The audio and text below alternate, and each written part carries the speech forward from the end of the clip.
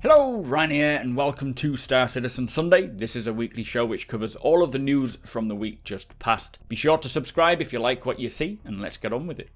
This week, we learn more about many of the features coming to Alpha 3.18, plus the Alpha 3.18 Evocati build is getting closer and closer.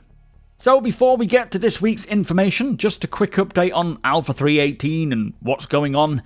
Every day, CIG have been trying to get the initial Evocati stress test build out to the Evocati, with them saying, "We've been testing heavily on our internal QA groups across our studios with great results, with a quick turnaround on bugs being tracked down during general server behavior. We are working on fixing a couple of recently discovered low-level network bugs causing instability in the game server to entity graph communication, which in turn can cause a large array of additional issues that get worse with additional players. Therefore, until we get these last few issues sorted out, it will be hard to utilize the valuable feedback that we get from the Evocati. We greatly appreciate your patience as we get through this process. Persistent entity streaming is a massive tech endeavor, and we thank you all for bearing with us. The Evocati release is being evaluated daily, and we will update you once we are ready for prime time." So they are very close, and this means that 3.18 Evocati can literally drop any day, so there is a good potential for next week to get this Evocati build. But in the meantime, another team has requested a test for changes that they have done to loot tables for loot crates, and they want to get a bunch of people in to test looting to gather analytics. So for the Evocati, over the last couple of days, they have been running some tests on the 3.17 build with a couple of server crash fixes and this rebalance to the loot tables inside loot crates. And this was initially intended to run for a few hours, however they did decide to leave it up for 24 to 48 hours just to see if there are any knock-on effects from leaving servers running that long. So getting some other things checked while they are waiting on the 3.18 build to be ready, but that is the latest on the 3.18 front. Again, here's hoping that next week we can see this initial 3.18 stress test build, and of course I will cover all the patch notes as each patch releases while it's in Evocati. So this week's Inside Star Citizen was a look back at the 3.18 features which have already been shown off in previous Inside Star Citizen shows, checking in on what has changed since we last saw them and answering our questions, which I must say I do quite like this approach, as it is great to see how much additional progress gets made from each episode. First up, we had an update on the rivers that are coming in with 3.18, with which the developer working on them has been focusing on the visual quality to make them look even better. And one big new visual addition is the new cliff spawning points, which provides this cool looking canyon or gorge effect. They also use the same method for placing rocks along the edge of the water just to break up its silhouette a little bit more, providing a more natural and dense feel, which I love the look of these canyons. Great for racing hover bikes, maybe flying through them, or just having a pleasant stroll as you do. He also added more splines for the river modifiers, which defines where each of the river edges can be, and this gives much finer control over how the terrain can dip down into the river, and also eliminates some of the effects they had at sharp bends, meaning the edges of the rivers are much cleaner with less artifacting, and overall it just looks a lot better. So he said that he spent a lot of time improving not just the visual quality of the rivers, but also the tools to allow the artists to place more interesting rivers, and they've also been working on the object presets to make sure that they are getting cool object distribution around them, and what we will see in 3.18 will be a cut above what we have seen so far, he says. Now I must say the advancements he has made on rivers do look very nice. Still a long way to go to get the full diversity and sort of realism of the real world rivers, but the guy doing this is doing a great job, and he also went on to Spectrum to answer a couple of other questions from people regarding rivers, with him mentioning that rivers will have varying widths, it's not just running parallel either side. They also have wider banks on large corners with different terrain decals to simulate different deposition patterns. Although he does say that he is still yet to tackle oxbow lakes, and he will be looking into making bank erosion more dramatic.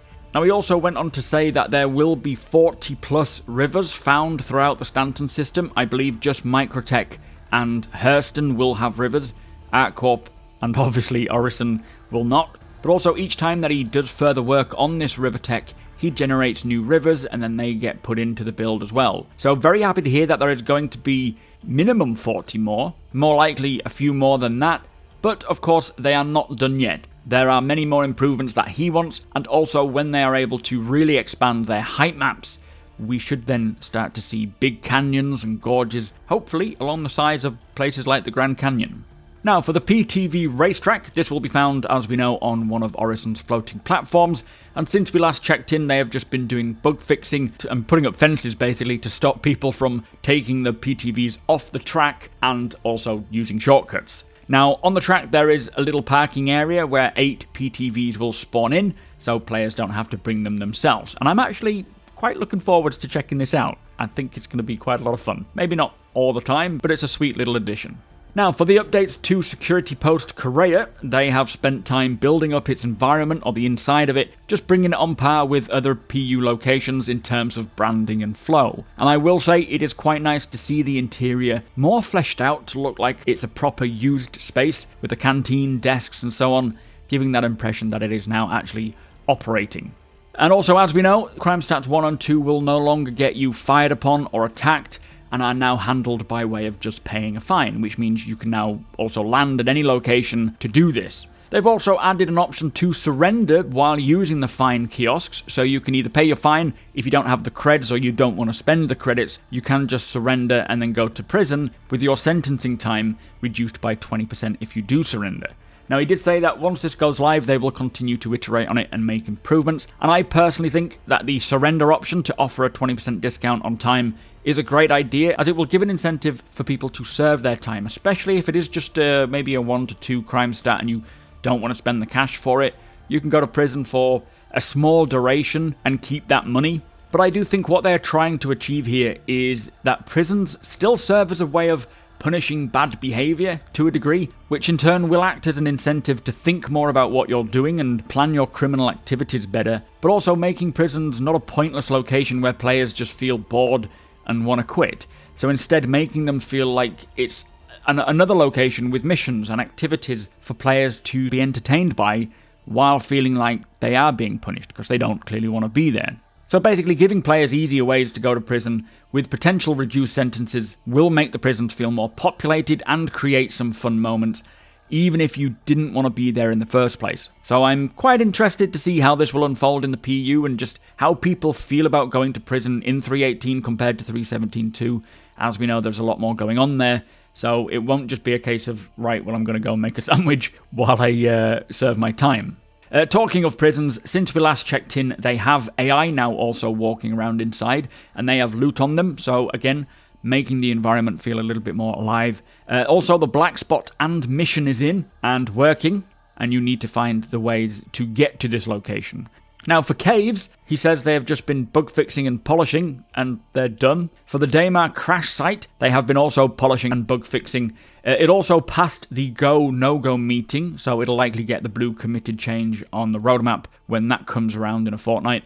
And during the playtests, they found the missions were a little too easy, so they've tweaked them a little bit to make them more difficult. They've also added AI and improved the navigation pathing for AI and players, and tweaked the cave for this crash site slightly. Now, they've also spent time integrating all of the missions, and there will be 3 new missions with this derelict settlement, with Assassinate Target, Kill All, and a delivery mission, so going and picking up the boxes to take somewhere else.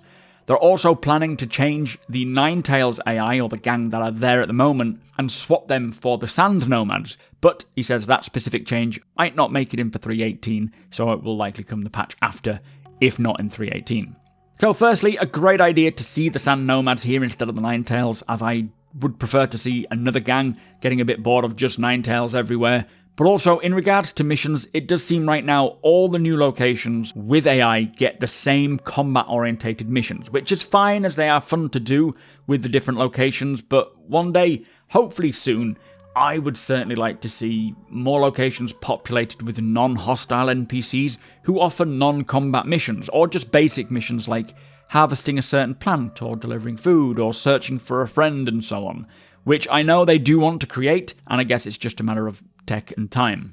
Next up, we hear about another set of missions that take place over on the floating islands of Orison, and these actually use the islands that were used for the Siege of Orison, so while that event isn't happening, there is still something going on there, and they're not just wasting those islands. Now these include the usual, again, combat-orientated elimination missions, and are just very basic prototypes to explore what else they can do with these islands. So again, very similar missions, but great to have more to get on with, and of course with Squadron 42 taking priority, I'm assuming FPS combat is a big focus right now, and that is why it is the main focus in the PU with these mission types, trying to get it as good as it can be so that Squadron is as good as it can be. Now finally, we checked back with the hull scraping team, who explained that for the first iteration of hull scraping and salvaging, the only benefit to having a reclaimer in terms of profit is being able to stay out and salvage for longer, as your cargo bay is much bigger. Of course, once the next few iterations of salvaging release with ship munching, so using the reclaimer claw, this will begin to be a much bigger advantage. Now when it comes to using the scraper beam offensively, provided the ship you're shooting with the scraper beam has their shields up, the beam cannot harm the ship. So as a good rule of thumb, when landing anywhere outside of an armistice zone, turn your engines off but keep your power on, as this will keep your shields up. Plus, your ship will be less likely to blow away anyway, so it's worth doing. There wasn't anything mentioned about getting a crime stat for scraping an owned ship, but I do suspect it'll just be exactly the same as shooting a ship with an offensive weapon. You will get a crime stat, but we will have to test that to see exactly what happens. Now, talking about repair, for the first iteration here, this is just using the multi-tool to repair, and this will only be able to patch up damage to the hull. It won't be fixing broken off wings or components and such. That will come later on, but it does, however, increase your ship's health, but not to the same degree as getting it properly repaired at a station or planet side. So more of a patch-up job to help you get to where you need to go and just give you a little bit more integrity or health points, but of course you will still want to get fully repaired at a station. Now, one big update is that they have managed to find a way to provide salvage outside of just looking for players who are fighting each other and creating salvage for you. So for 3.18, they will spawn salvageable shipwrecks around asteroid fields and Lagrange points, so only in space, and these will just be husks of the ship. So not able to fully explore the derelicts as we can with pre-designed derelicts, just what is needed for hull scraping for now. And these will be findable by using your ship scanner. Now, nothing was said about insurance fraud, so being able to spawn a ship, leave it somewhere, and then, say, you go back and spawn a vulture, and then salvage your previous ship. This wasn't mentioned, but it is something that they will be aware of, I'm sure. But whether it's addressed in 3.18 is yet to be seen. It'll likely fall under the insurance claim, but I don't know what they're going to do to tackle this. Now, overall, a great episode of Inside Star Citizen, and I am so excited to get salvaging. Just spending many hours in my Vulture, out in space, just searching for wrecks and making the occasional trip back to port to sell the RMC. Cannot wait. 3.18 does feel like quite the patch. But that was the last Inside Star Citizen of this quarter. It is now on its usual 3-week hiatus. But for the next quarter, so after the 3-week hiatus, when Inside Star Citizen returns, 3.18 will still be on its way out, moving through the various PTU waves until it gets to live. So Jared does say that they will continue looking at 3.18 features when they come back, like the cargo refactor. But anyway, that was Inside Star Citizen. Let us move on. Now, this week's Star Citizen Live was a bit of a casual chat with the AI director, Francesco Raccucci. Now, this was more of an interview of who he is, about his career. There was a few little tidbits worth mentioning, but Francesco is responsible for the AI, their behaviours, the systems. The AI team is now structured into 4 teams. We have AI Tech, AI Core, AI Features, and AI Content. Now, the core teams are there to empower the other teams with the tech that they need to do their jobs. The AI feature team takes this tech and applies it to create the various AI features requested from other teams, and the AI content team is there to take all of the features and build the content. Now, the first question asked was, what is subsumption? And it's basically the name that was given by Tony Zurovec for the AI architecture that CIG uses. And subsumption contains all the aspects of AI like behavior trees, activities, as well as mission logic and so on, which affects so many important systems in the PU. Jared did ask about AI and server performance and how this differs, and Francesco did go into quite a lot of detail about how they try to balance all of these systems and how it all weighs on performance, so finding the right balance is an ongoing process, but there are other systems that they are working on that will help. Now, there is still a lot more to do from many of the teams to get the AI where it needs to be, and it is certainly not there now. And when asked how does he feel about how the AI work is going, he says they are still at the point where not everything that they are doing is in our hands. So we are yet to see all of the work that they have done, as they are still awaiting other systems to allow for the AI features to come in. Now, he's not really happy with what we are experiencing and the bugs and the issues that we have, but he is very proud of the work that they are doing. So basically, due to the issues with things like the server frame rate, we are not seeing all of the work that they have done, and once these issues and systems get improvements or implemented, then we will see more of the work that they have been doing, which must be so frustrating for this guy who is just working on all this cool stuff and is just not able to show it all off to us. One question was, how important is animation for AI to be believable? And he says it is fundamental to AI being realistic, and they do work closely with the other teams, like the animation teams, to find the right results. Now, he did say that we will see more and more improvements with AI as the teams continue to grow, with currently, I think there's about 13 developers on his team. But finally, they will have some things that they are releasing to the PU in the next few updates, and there is a lot of things coming. But it was quite a long chat with Francesco, and of course, if you want to learn more about him, by all means do watch the episode. Not a lot learned about the game or AI in general, but it's great to hear more about the actual character of these people who are working on the game. So a nice episode, but again, pretty brief.